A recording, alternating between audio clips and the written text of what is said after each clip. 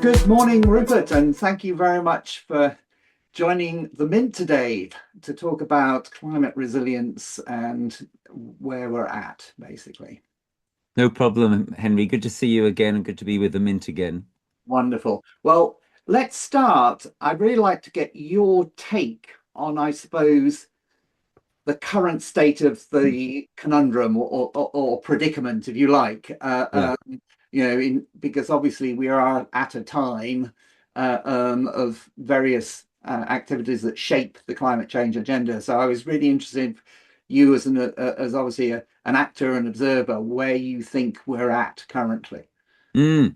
Well, let me start with two things that I'm afraid unavoidably broaden the perspective, because increasingly I think what we find is that looking at things through a climate lens isn't even enough. So, number one, since I last spoke with the Mint, we've had the incredible and, in my view, generally very destructive rise of so-called artificial intelligence. This is a huge new trend with all sorts of potential damaging repercussions, which people are honestly only just at the foothills of starting to understand, because we're at the foothills of starting to experience them. But it's all happening very fast.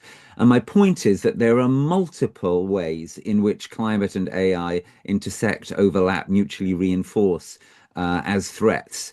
So the most obvious thing, perhaps, is the data centers and the enormous electricity and water demand of those, and the way in which they look like they're going to be fueled in many cases by burning fossil fuels, and the sheer awfulness of that as a multiplier of the climate catastrophe that we're moving into.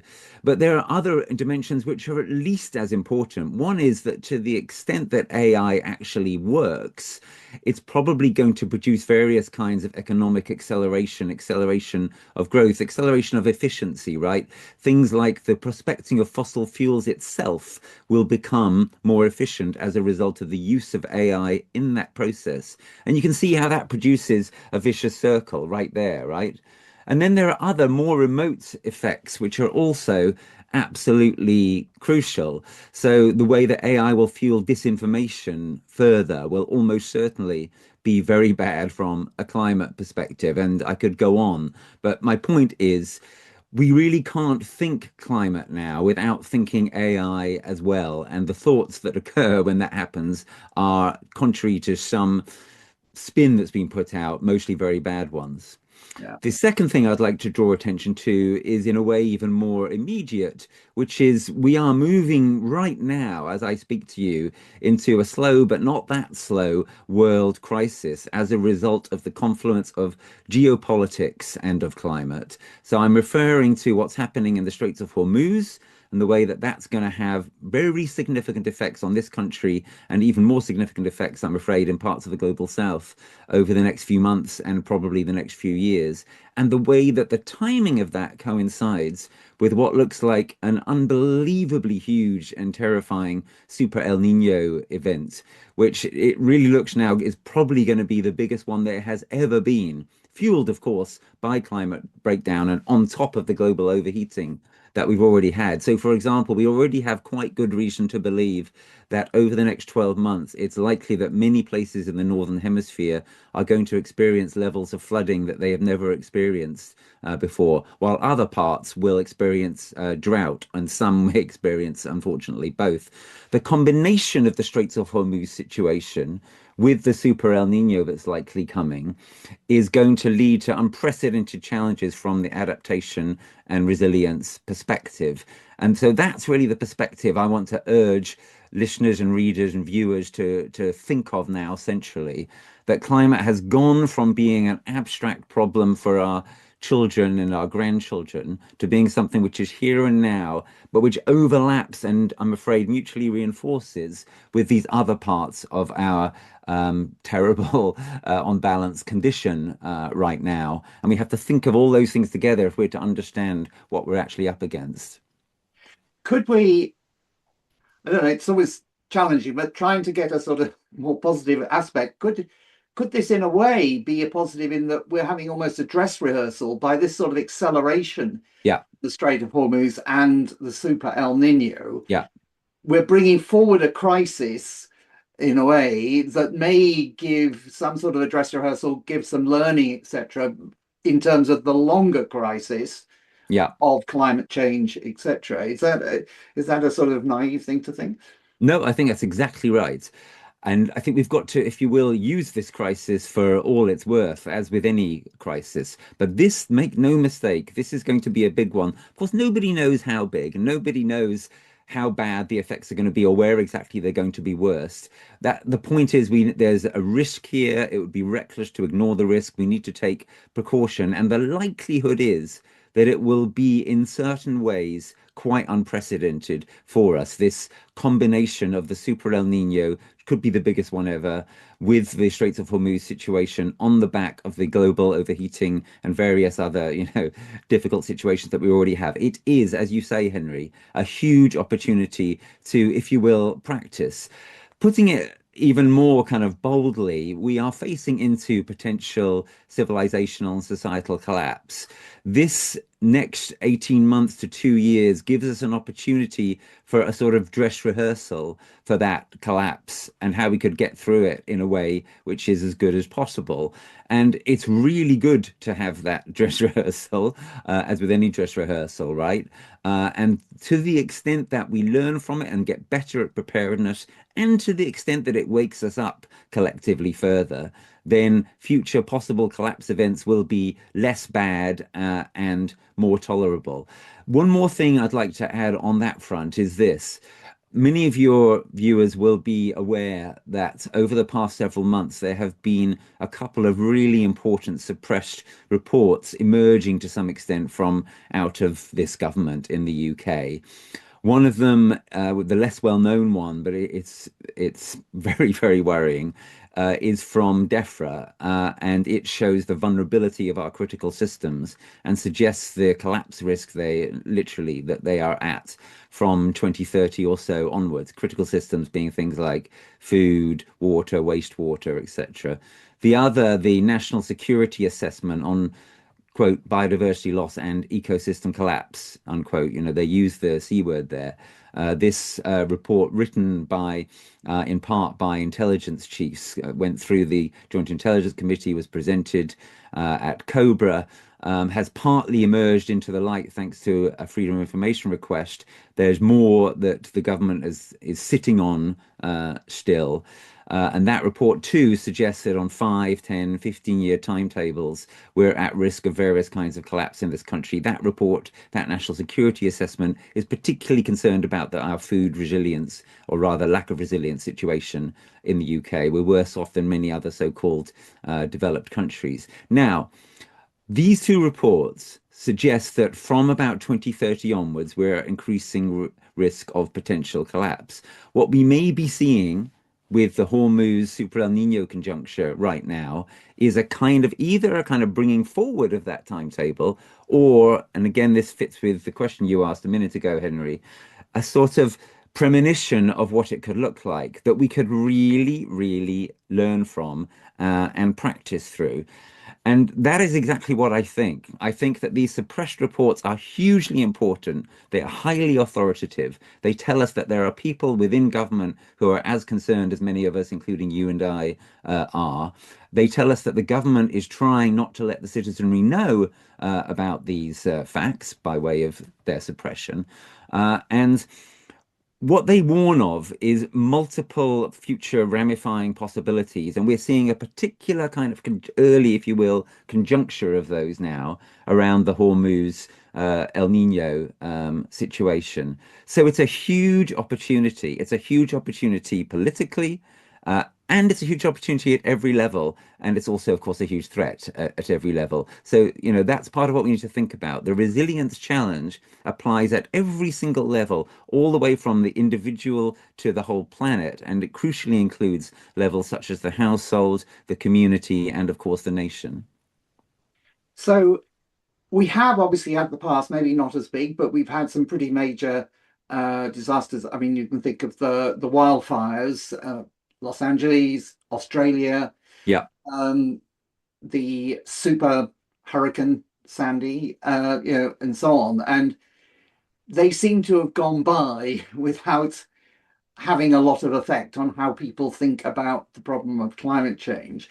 Mm, Are there lessons from that in terms of, I mean, I suppose this coming crisis could be obviously of another level of magnitude, but it's still, especially, I mean, you mentioned AI and the ability for disinformation and all sorts mm, of things. yeah, Um, how do you think we can make sure that this dress rehearsal, which maybe not maybe the right term, given it's going to be serious, yeah, really serious.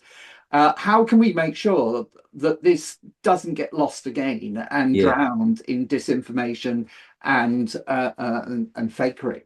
Yeah. Well, the short answer is we can't make sure. We can only do our best, right? But that's exactly what we have to do. So, what does that look like? So, firstly, I would say if we go back to some of the things you mentioned, it's not the case that they haven't had any effect. It's that they haven't had perhaps as much effect or as much sustained effect as some people expected. If we look at the Australian wildfires, for example, they were a warning shot across the bows of the world. And certainly in Australia, that warning shot has made a real and sustained difference to some extent. It's coloured politics since then. And it really hasn't been forgotten by Australians, even if it's been forgotten by much of the rest of the world. To give another example, the disasters, the flooding based disasters that occurred in Spain over the last year or two, have had a really significant effect for the better on balance on the politics of that country in terms of Spain's climate plan now. That wouldn't have happened without events like Valencia, which was used and abused by disinformation people. But ultimately, the way it fed into Spain's politics has, I think, been on balance positive. So these things. There isn't any kind of one wake up call that has the kind of dramatic effect of changing everything forever. But these big events are potentially open to being wake up calls. And to the extent that they are utilized, if you will, successfully by civil society actors and by politicians and so forth, then they can have a better effect than otherwise. COVID, of course, is another example. All sorts of positive effects at the time and since from COVID, many of them, but not all of them, squandered by governments, deliberately wrecked by people using disinformation, etc. But some positive effects ongoing, one that doesn't get talked about much, but is quite, I think, quite intriguing as a kind of indicator.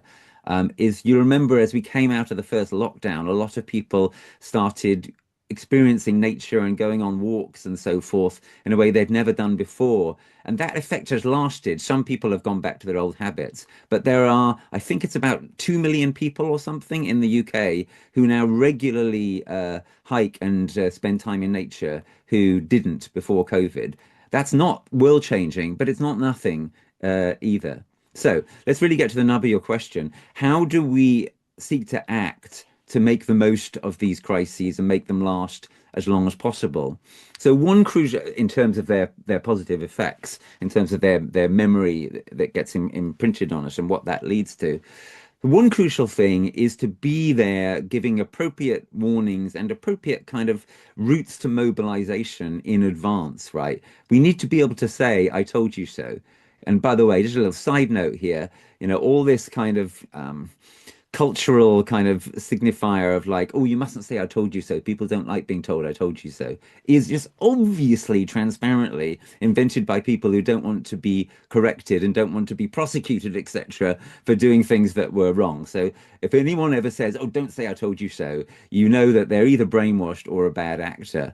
Um, so we need to be clear now about what is coming, and we need to do so in a way which is not at all alarmist and doesn't overegg the pudding, but that does not shy away either from the stakes. Our government in this country has been utterly pathetic on this so far. Some other governments around the world have been a lot less pathetic. They are warning their populations. They are encouraging people to stockpile, for example. I think maybe it's worth taking a moment on stockpiling because I think it's really important. It's something which people are thinking about and not necessarily talking about. So stockpiling has kind of a bad image and a bad press. We think of sort of the individual mad prepper, maybe with a gun, etc. But actually, in the kind of situation we're moving into, stockpiling is elementary common sense and is pro-social if you do it in the right way. So what is doing it in the right way? Well, one of the things that doing it in the right way involves is doing it in advance, right? Stockpiling at the last minute, clearing out your local supermarket, etc., when everyone else needs to get something from it, is obviously antisocial. If you stockpile in advance and encourage other people to do so, that's pro-social, especially if the way that you do it builds in care for other people. So, speaking for myself for a moment, I've been stockpiling this and that, crucially food, but also various other stuff. And some of the food that I'm stockpiling, I'm deliberately thinking this is not necessarily for me. This is stuff that I can give away to others if and when the time comes that is necessary. That again is pro-social stockpiling. So just at that elementary level, I would say to people, engage in stockpiling. Do not be at all ashamed about it. Do it in these pro-social ways, and you're doing something that is right. That partly includes, for example, explicitly encouraging your neighbors to do it, doing it where possible through community groups and community organizations. And again, notice that some of the more enlightened governments around the world are explicitly, as well as doing stockpiling stuff themselves, are encouraging their citizens to do so. For example, there's been an intriguing debate in Switzerland recently, sponsored in part by the national government, should citizens stockpile for 3 months worth of supplies or 6 months worth of supplies? Yeah. They're totally different from anything that we're hearing or doing or talking about in this country. But that's an intelligent attitude. And of course, like I say, this applies at every level. So this should be done by governments as well. And again, some governments are doing it. Governments are re-establishing strategic reserves of food that were often wound down in the 1990s. That is elementary and elementarily sensible, and we should be doing a hell of a lot more at the national level in this country about that, especially as I said, the National Security Assessment and many others have warned Britain is peculiarly vulnerable in terms of being able to produce a lower percentage of its own food than most other so-called developed countries. So stockpiling is one thing, and I suppose I was just thinking, for instance, I'm in a small village and we have an environment group, and I suppose uh, if things get tough, the environment group can go to say, well, we stockpiled because we could see it coming, and we know, Yeah. so there's a sort of potential message and communication there. Yes. Um, what else are we? I mean, you with Climate Majority Project, Yeah. what are your sort of plans, strategies that are more broadly emerging? Yeah, good. So one thing I would say in terms of helping to wake people up, one of the things that we've been doing is promoting awareness of these two suppressed reports. In particular, I would strongly urge your viewers to watch the superb ITV explainer on the National Security Assessment, which is just 9 minutes long and goes into all the stuff that is still being suppressed and that the public still aren't being allowed to know about what's in that National Security Assessment about ecological collapse and the way it threatens us in the coming years. And if we look at that together and circulate it together responsibly in a way which is combined, and this is the Climate Majority Project theory of change, in a way that's combined with opportunities for support and psychological processing, for understanding that you are part of a silent emerging majority, for all sorts of reasonable and agentially available pathways to action, then that's good. That's something really positive. What are some of those other pathways to action? So, in the part of the Climate Majority Project that I run called the Strategic Adaptation for Emergency Resilience campaign, which is a bit of a mouthful, it abbreviates to SAFER, which is what we need to try to become, right? Strategic Adaptation for Emergency Resilience. Part of what we do is work with local communities who are getting ready for this to move into this kind of space of what can they do as civil society organizations, as households, as neighborhoods, as geographic entities to the extent that that's possible, to engage in preparedness for what may be coming over the coming months, but also over the coming decades. And that means everything from stockpiling to citizen science to seeking to influence local authorities. It may well be that local authorities become more important over the next decade or two, because national governments may be increasingly stretched to deal with the series of crises they'll be encountering, and people may be more reliant on what is in their locality. So the safer branch of the Climate Majority Project work seeks to make that happen in a number of ways, but including through working with specific local areas, for example, in Ely and soon in Newham in London, to get this kind of consciousness translating into action. There's much more that I could say, but if people want to find more, the easiest thing to do really is to go onto our website at climatemajorityproject.com. One thing I'm particularly interested in is how you create spaces where people can talk about these things. Yes. Because I think this is a very difficult conversation to have, because it's scary and people don't, opening it out, everyone sort of looks at you, or you the odd one who's going to talk about this, especially in the context of a government that doesn't seem to want to talk about it. So Yeah. um, the group pressure is to be silent and pretend to some extent. Yeah. Yeah. How do you counter that? Yeah, good. So, at the level of thought leadership, our most recent report is crucially relevant to this. It's called Mobilizing Silent Majorities. It's all about how we get the various silent majorities that there are around climate and around existential threats more generally to come to understand that they are majorities, and that the silence is a sort of externally imposed illusion. Now, going into the question of how more concretely we make that kind of idea of mobilizing silent majorities. This report, by the way, that's been downloaded now more than 10,000 times, available for free on our website. Well, that's of course a whole load of things. But it starts with simple things like recognizing that you're not alone. So what are some good places to do that in? So one obvious place, which is happening a lot right now, is in the national emergency briefings that are occurring around the country, the People's Emergency Briefings. So every time that film is shown, you've got 20 people or 200 people from a local area who are all concerned, or they wouldn't be there, right? Some of them may be curious, some of them may be already completely involved.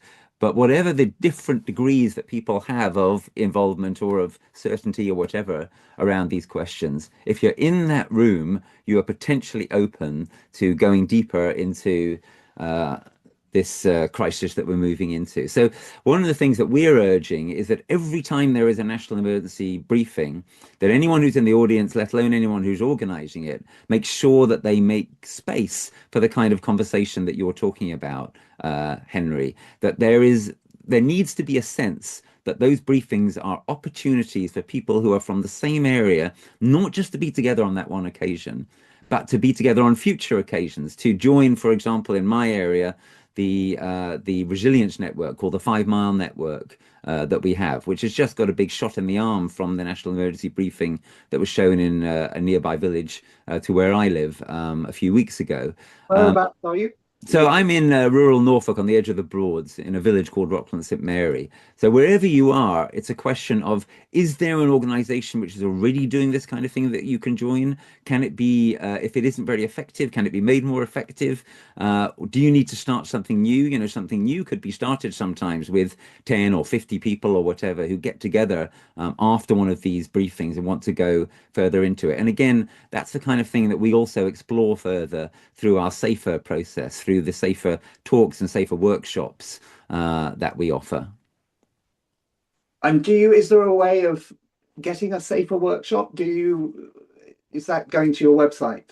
Yeah, go to our website and get in contact with us if that's the kind of thing that you really want to organize. Just to warn people who are watching this, by the way, unlike the People's Emergency Briefing, a safer workshop isn't free. It's a more in-depth process. It costs at minimum a couple of £1,000 to get off the grounds. It's the kind of process that people go in for if they're really, really serious at making something happen in their area, which is sustained and that will make a real difference. So it's not something that you can just say, oh, we want a safer workshop and it happens. You know, a grant has to be found or there has to be a fund that can be drawn on or something. But yes, if you want to go down that path, please do get in touch with us. And there are lighter touch versions as well. We do talks, I do talks, etc., in local areas where all that one needs is to pay for somebody's travel expenses or whatever. And of course, there's also lots of material on our website and on YouTube and elsewhere, which can be watched and shared and so forth, which is super relevant and can be the center of making something happen. And what sort of things have happened to date from getting people together in the areas where you're more active? What sort of activities have emerged?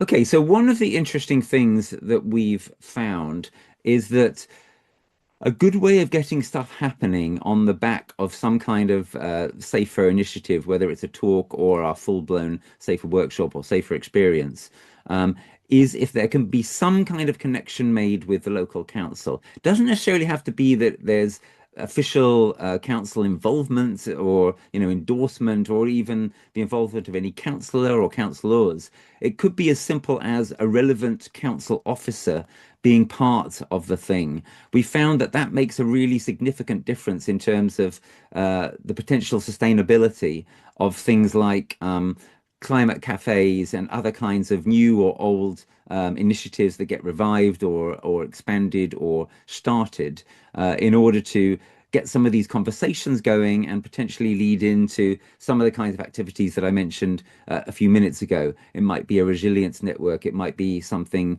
citizen sciencey in terms of monitoring water, potential stuff around floods. Something which I think is going to be a big wave of the future is monitoring fire hazards. We're very unused to wildfire being a mortal issue in this country, unlike, say, Greece or Australia. But unfortunately, it's very likely to become a seriously mortal issue in the next few years. It could be during the next 12 months if the Super El Nino takes a particular kind of course.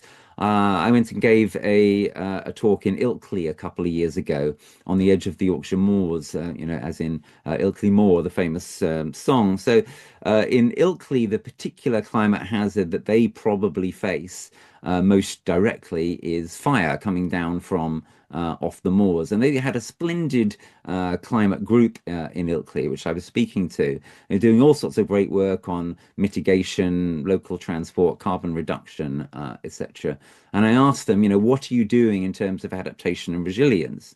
And they didn't really have much of a reply. And I suggested to them that actually the kind of thing that's going to be needed going forward in a place like that is stuff like fire watching, where and other kinds of plans for potential fire disasters, where the local authorities, etc., are just not in a position to do that adequately. And for so many actual unexpected disasters, it is citizens who are first responders.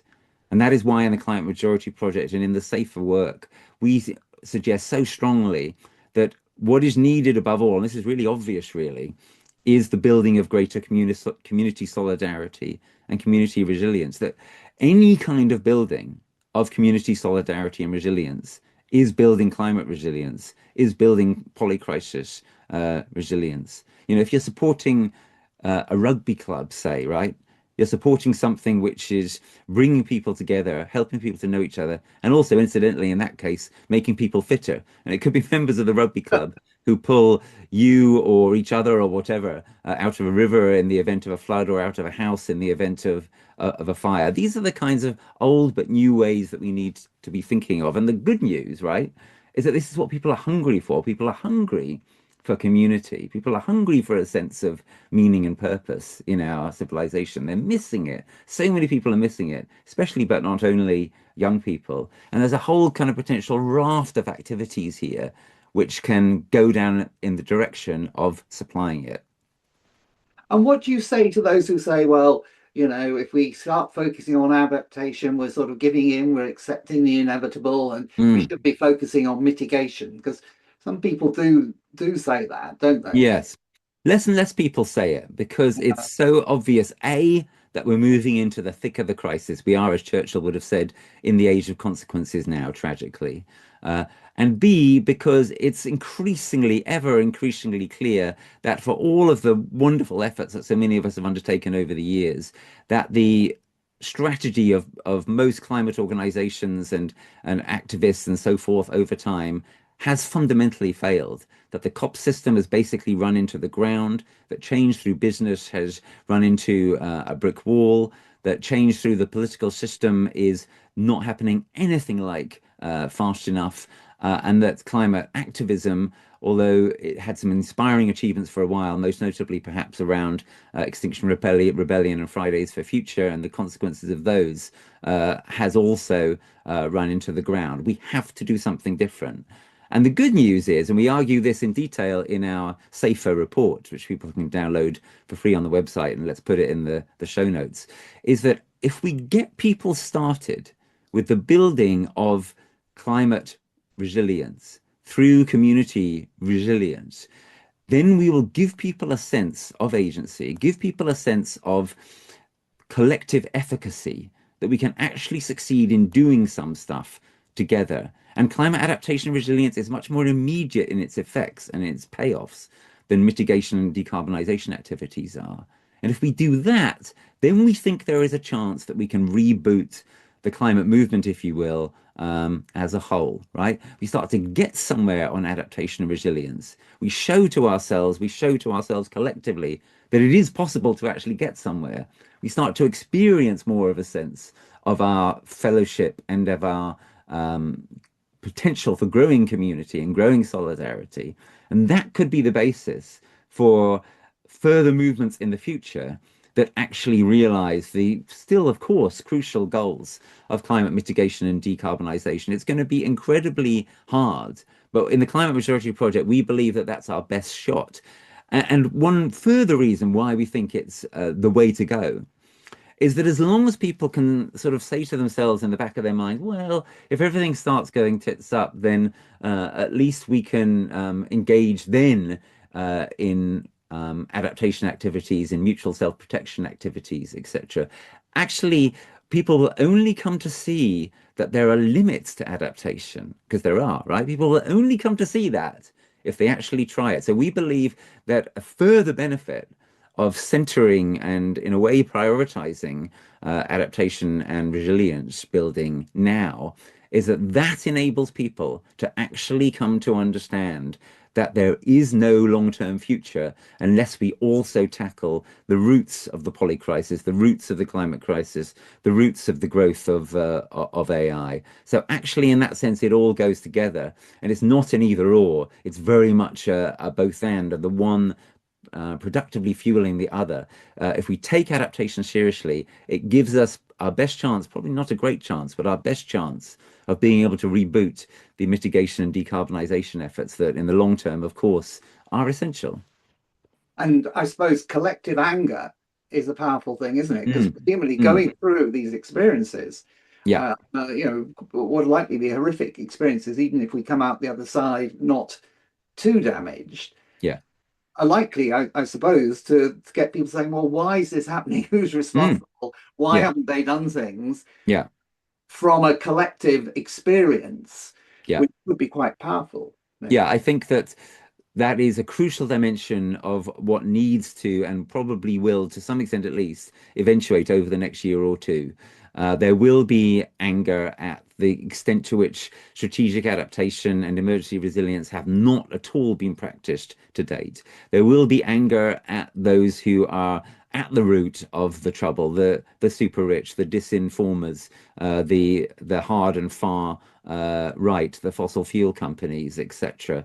There will be anger also, incidentally, increasingly against the data centers, which are going to be poaching electricity and water and making energy and water more and more expensive at the worst possible time. And that can be part of the same struggle. And those angers need to be harnessed.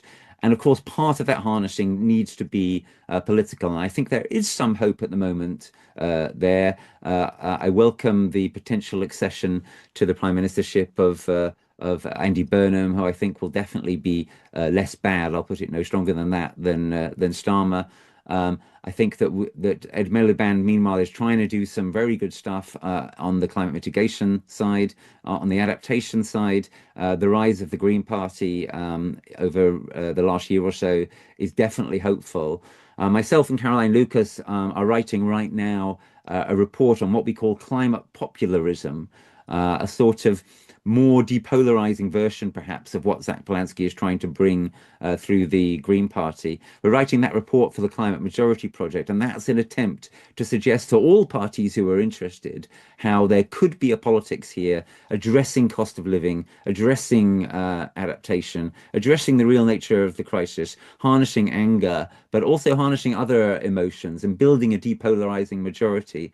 That there is a potential basis, we call it climate popularism, for turning the tide of politics and moving it in the direction that we so desperately need at this time. Well, that is very reassuring, and I think a good point maybe to end what's been a fascinating conversation. But yes, it is frightening but hopeful, I suppose. We're facing some really tough times, but yeah, must also, I suppose, find some hope from that.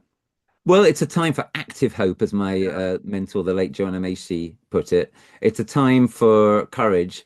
It's a time for realism and deep pragmatism.